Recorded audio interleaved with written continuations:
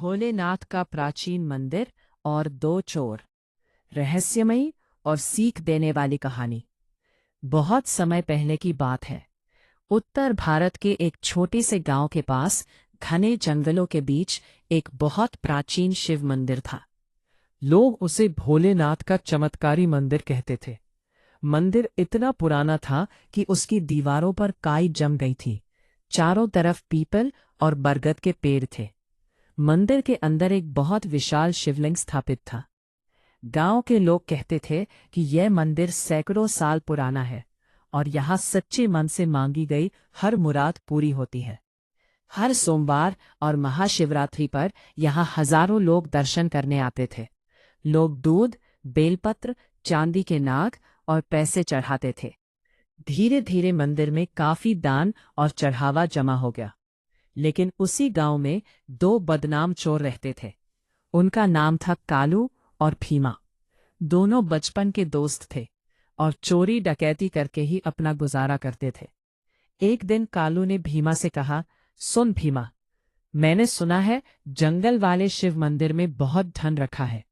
अगर हम वो चुरा ले तो जिंदगी भर काम नहीं करना पड़ेगा। थोड़ा डर गया। उसने कहा, अरे पागल हो गया है क्या? वो भोलेनाथ का मंदिर है, वहां चोरी करेंगे तो अनर्थ हो जाएगा। लेकिन कालू लालची था। वहां बोला, अरे कुछ नहीं होगा, भगवान को क्या जरूरत पैसे की, वो तो पत्थर की मूर्ति है। भीमा कुछ देर सोचता रहा, फिर लालच उसके मन में भी आ गया। आखिर दोनों ने तय किया कि आज रात मंदिर में चोरी करेंगे। रात का रहस्य। उस रात अमावस्या थी। चारों तरफ घना अंधेरा था।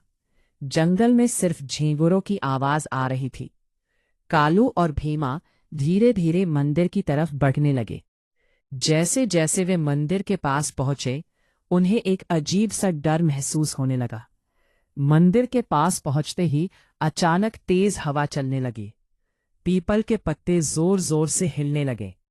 भीमा डरते हुए बोला, कालू, मुझे अच्छा नहीं लग रहा, चल वापस चलते हैं। कालू बोला, अब आए हैं तो खाली हाथ नहीं लौटेंगे। दोनों मंदिर के अंदर घुस गए। अंदर घना अंधेरा था। सिर्फ एक छोटा सा दीपक शिवलिंग के पास जल रहा था। दीपक की रोशनी में शिवलिंग चमक रहा था। भीमा का दिल जोर जोर से धड़कने लगा। लेकिन कालू सीधे दान पेटी की तरफ बढ़ गया। पहला चमत्कार। जैसे ही कालू ने दान पेटी उठाने की कोशिश की, अचानक मंदिर के अंदर घंटी अपने आप बजने लगी। टनन ननन ननन। दोनों चोर घबरा गए। भीमा बोला, ये घंटी अपने आप कैसे बज रही है? कालू बोला, शायद हवा से बज गई होगी। लेकिन अंदर हवा बिल्कुल नहीं थी। दोनों फिर भी चोरी करने लगे। दूसरा चमत्कार।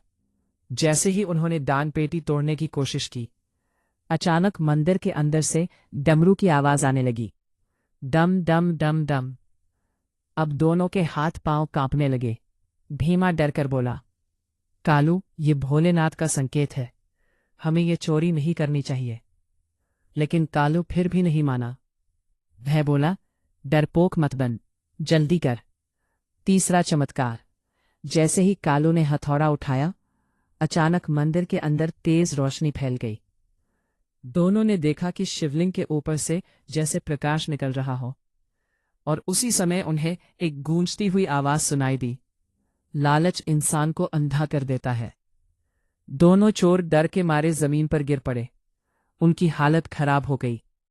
भगवान की लीला। अचानक उन्हें ऐसा लगा जैसे मंदिर के अंदर कोई विशाल आकृति खड़ी हो। लंबे जटाधारी, त्रिशूल हाथ में, गले में नाग। दोनों समझ गए कि ये स्वयं भोलेनाथ की छाया है। दोनों रोने लगे। भीमा बोला, भोलेनाथ, हमें माफ कर दो, हमसे बहुत बड़ी गलती हो गई। कालू भी रोते हुए बोला, हमें लालच ने अंधा कर दिया था। तभी वही आवाज फिर आई, जो अपनी गलती मान लेता है उसे मैं माफ कर देता हूं। लेकिन याद रखो, मेहनत की कमाई ही सच्ची कमाई होती है। सुबह का चमत्कार। अगली सुबह गांव के लोग मंदिर आए। उन्होंने देखा कि मंदिर के बाहर 2 आदमी बेहोश पड़े हैं। जब उन्हें होश आया तो उन्होंने सबको पूरी घटना बता दी। गांव वाले हैरान रह गए। उस दिन के बाद कालू और भीमा ने चोरी हमेशा के लिए छोड़ दी। दोनों मंदिर की सेवा करने लगे। हर दिन मंदिर की सफाई करते, दीपक जलाते और आने वाले भक्तों की मदद करते। धीरे धीरे लोग उनका सम्मान करने लगे। कहानी की सीख। इस कहानी से हमें 3 बड़ी सीख मिलती है। लालच हमेशा बुराई की तरफ ले जाता है। भगवान सब देखते हैं। जो अपनी गलती मान ले, भगवान उसे माफ कर देते हैं। और तभी से उस मंदिर की कहानी दूर दूर तक फैल गई। लोग कहते हैं आज भी अगर कोई उस मंदिर में सच्चे मन से प्रार्थना करे तो भोलेनाथ उसकी जरूर सुनते हैं। और अगर कोई बुरे इरादे से जाए तो भोलेनाथ उसे सही रास्ता जरूर दिखाते हैं।